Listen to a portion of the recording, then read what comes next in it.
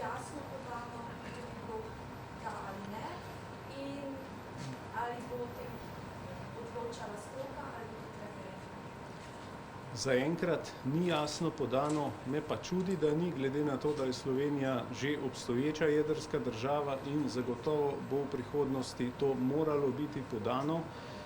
Če bomo želeli imeti nek osnovni dokument, da želimo ostati del tega sveta, ki uporablja jedrsko energijo, in pričakujem seveda, da bo odločala stroka, kajti v naši državi je vse prevečkrat to prepuščeno tistim, ki delujejo na podlagi čustev, ne pa na podlagi znanja in izkušenj in pa seveda tistega, kar bi država resnično potrebovala. Tukaj smo. Kdaj bi potem napasti odločitev za drugo, če zdaj ne bomo mogli? Čim prej, zato ker že če začnemo takoj, je to postopek kakšnih 10 let traja in čim prej bo treba sprejeti to odločitev. Je pa to neka logična odločitev, kajti tudi Nemčija, ki se je seveda na hitro takrat odločila po Fukušimi, da bo zaprla vse jedrske elektrarne, seveda že ugotavlja, da to ni prava pot. Ne, ker ni prava pot, če se je sosed zaletel z avtom, da boš ti še svoj avto prodal, zato da ne bo prišlo do nesreče. Ta logika ni prava. Treba je biti realen in tudi v Fukušimi ni prišlo do nesreče zato, ker bi bila elektrarna slaba, ampak je prišlo zato, ker je bil cunami in to moramo vedeti. Zato res bomo morali tudi javnosti znati razložiti vse prednosti in slabosti določenih vrst energije, je pa pri jedrski elektrarni oziroma jedrski energiji zagotovo več plusov kot pa minusov. Valentina Plaskan, Planet TV, v luči prepotrebnih podnebnih energetskih sprememb bi se seveda navezala tudi na vprašanje, ki se navezuje na prehod v nizkoogljično družbo glede zaprtja TEŠ6. To še vedno podpirate, so kakšni konkretnejši načrti in pa, kot drugo podvprašanje, če se je v zvezi s tem obedli mogoče kakšni pomisleki glede trenj v koaliciji, glede da vemo, kateri so bili tisti, ki so bili najbolj vpleteni oziroma katere Hanškova komisija izpostavila kot najbolj odgovorna za ta fiasko. Ja, prehod v nizkoogljično družbo je pogojen ravno z drugimi viri energije. Se pravi, TEŠ6, če ga ne bomo zaprli, tega zagotovo ne bomo dosegli, da bi pa lahko zaprli TEŠ6 in imeli dovolj lastne energetske oskrbe, je pa drugi blok jedrske elektrarne praktično nujen. Torej, to so konkretni načrti v zvezi s tem, da so kakšne zadeve? To so načrti in dokler bom sam na tem mestu, bom to zagovarjal, ker ne bom pristajal na neke pavšalne ocene in pa na neke nestrokovne analize ali pa kakršnekoli drugačne poglede. TEŠ6 je seveda ena žalostna slovenska zgodba, in smo pred kratkim videli tudi, da je uvrščen na neslavni seznam najdražjih investicij na svetu. Seveda pa je bilo takrat tudi precej zavajanja, da je premoga dovolj, da je dober, da je ne vem kakšen, ampak, kot pravim, mene takrat ni bilo zraven in nisem imel nobenega vpliva na to.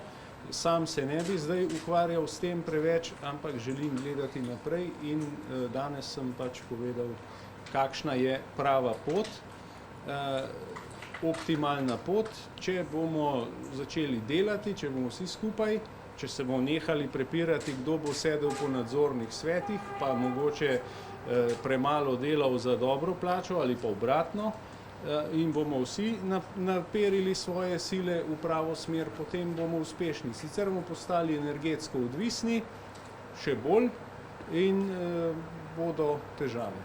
Še drugo vprašanje, ki sem ga prej zastavila že znotraj tega, ravno glede koalicijskih trenj, SD, kot vemo, je bil predvsem vpleten oziroma najbolj izpostavljen, kar se je poročilo Hanškove komisije.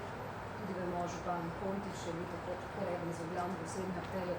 Se glede tega zadeve, si obetate mogoče kakšna trenja, pa se boste se jasno opredelili glede tega? Nisem ne policist, da bi ugotavljal, kdo je bil zraven, nisem ne tožilec, da bi vodil postopek in nisem ne sodnik, da bi na koncu razsodil. Sam lahko kot državljan takrat ugotovim, da je bila zadeva zgrešena, tako kot vi. Zdaj, seveda so pa drugi organi, da ugotovijo, kdo je bil zraven, koga ni bilo zraven.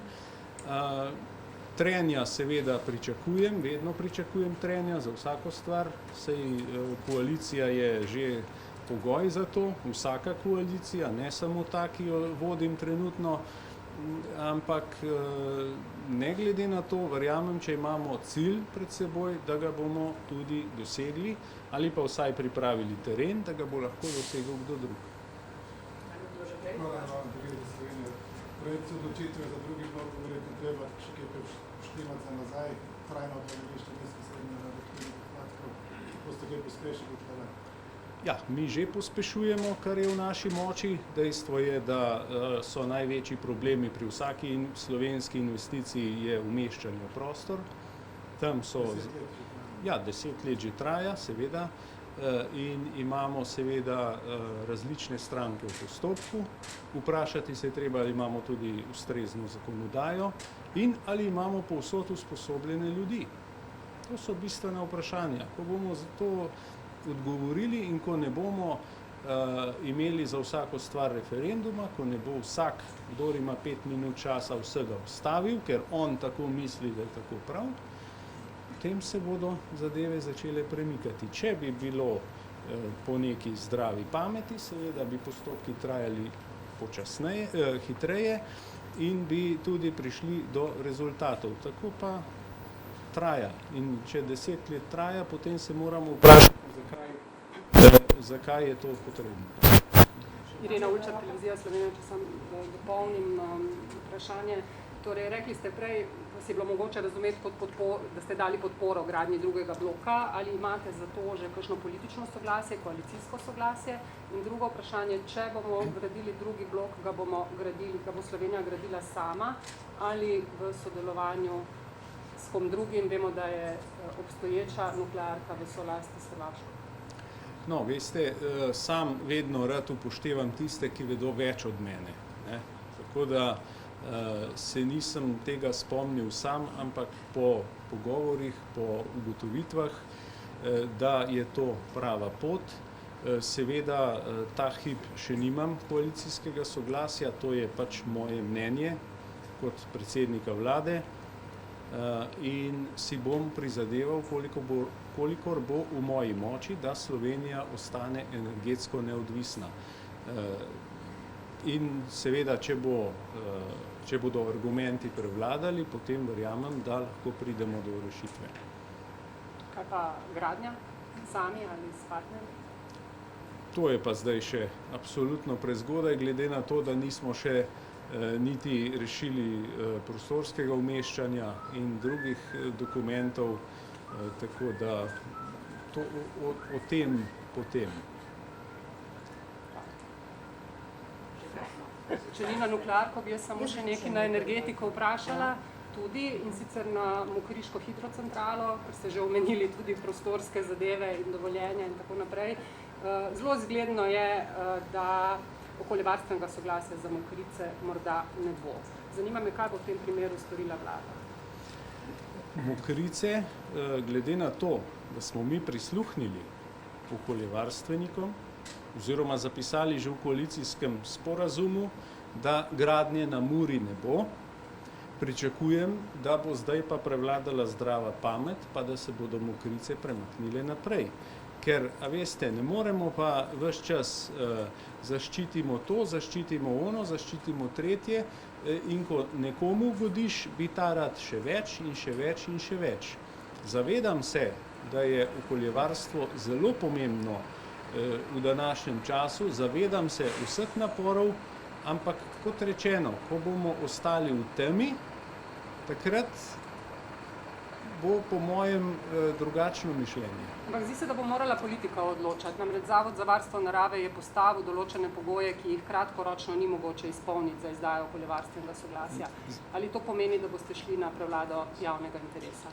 Politika. Zame to ni nič novega, da moram odločati kot politika, tako osebno kot tudi vlada, ker v naši javni upravi oziroma po ministrstvih imamo žal tudi ljudi, ki se ne želijo odločati. In potem to pade na politiko in politika mora potem odločiti in verjemite, da če bo to potrebno, bo tudi politika odločila. Če se vpraša vas, mokrice bodo. Morajo biti, če želimo pridobivati energijo, če pa ne želimo, pa če potem želimo biti brez elektrike oziroma energetsko odvisni, potem pa pač ni treba, ne? Ampak mislim, da je potrebno. Hvala. Še vprašanje v zvezi s preplačanimi infrastrukturnimi energetskimi projekti, ki kažejo, da od avtocestnega križa dalje očitno ničesar ne izpeljemo, tako kot je predvideno v nekem načrtu, ne, prvotnem. Zanima me, če ste glede na zadnje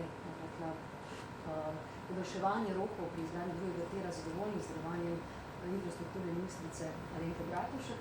Pa še drugo vprašanje v navezavi s tretjo razvojno oso, kako se lahko hitra cesta na Šentrupertu kljub nasprotovanju štirih občin načrtuje, čeprav so opcije, da se manj potrafi, se pravi brez da se naseli oziroma 40 hiš poruši, 6 viaduktov postavi, oziroma 22 viaduktov, 6 tunelov, lahko popravi ceste in z manjšimi stroški niti hitreje zgradi prepotrebno zadeve. To je dve vprašanje. Ja, to so zelo detaljne vprašanja. Je pa res, da tretjo razvojno os potrebujemo že včeraj, ne danes.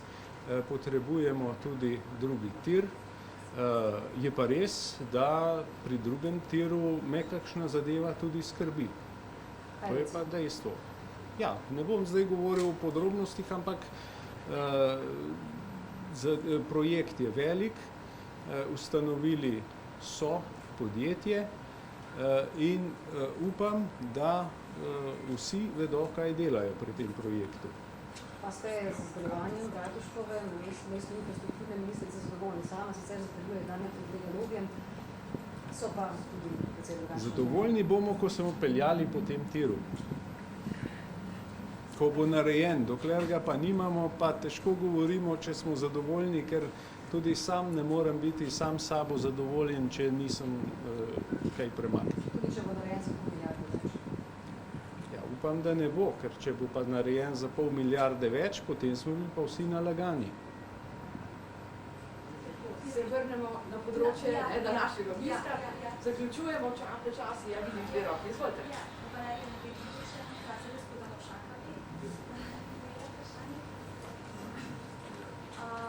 Načelno podporo vsem gospoda predsednika vlade imate zdaj. Zdaj treba počakati celotno politiko. Me pa zanima, kaj so zdaj vaši nadaljnji koraki glede nekega? Glejte, mi seveda smo odgovorni energetiki že celo življenje. Delamo z namenom, da zanesljivo na dolgi rok konkurenčno in okolju prijazno oskrbujemo naše porabnike z električno energijo. To dolgoročno. Seveda to nas pelje v to, da ob zelo dobrih izkušnjah z uporabo obstoječe jedrske elektrarne, ki smo si jih danes tudi gledali, da seveda zelo resno nadalje gradimo na drugem bloku, ki bi bil že pravzaprav danes potreben. Katere so naše aktivnosti? Mi smo do zdaj naredili vse študije, ki so potrebne za to, da vemo, da je ta lokacija, da je primerna tehnologija, da je to možno izvesti. Seveda je pa potrebno pridobiti primerna dovoljenja, umeščanje v prostor. Seveda si želimo tudi vgradnjo jedrske v energetske koncepte in pa v NEPN. Iza tega pa seveda procesi umeščanja v prostor in seveda razpisi, gradbena dovoljenja, gradnja, obratovanje, pa tudi potem razgradnja. Torej NEPN zaenkrat ne bo padla odločitev ali drugi blok jedrska ali ne? Mi želimo, da je v NEPN-u noter napisano seveda zelo resna uporaba, dolgoročna uporaba jedrske energije. To je za Slovenijo izrednega pomena in seveda želimo, da je ta NEPN temelji na realnih številkah ali pa če hočete na realnih izračunih, ne pa na željah. Če pade zdaj odločitev JEK2, da potrebno bo pričakujemo fizični. Izkušnje v svetu so take, da po jasni parlamentarni, če hočete, odločitvi o izgradnji jedrskih nekje traja najmanj 10 let, da pride do realizacije. To so izkušnje Kitajske, ki nekje 5 let so razpisi, umeščanje prostor, dovoljenja in 5 let gradnja. Tako da to so realno dosegljivi. Seveda imamo pa v svetu tudi hitrejše gradnje, pa tudi počasnejše.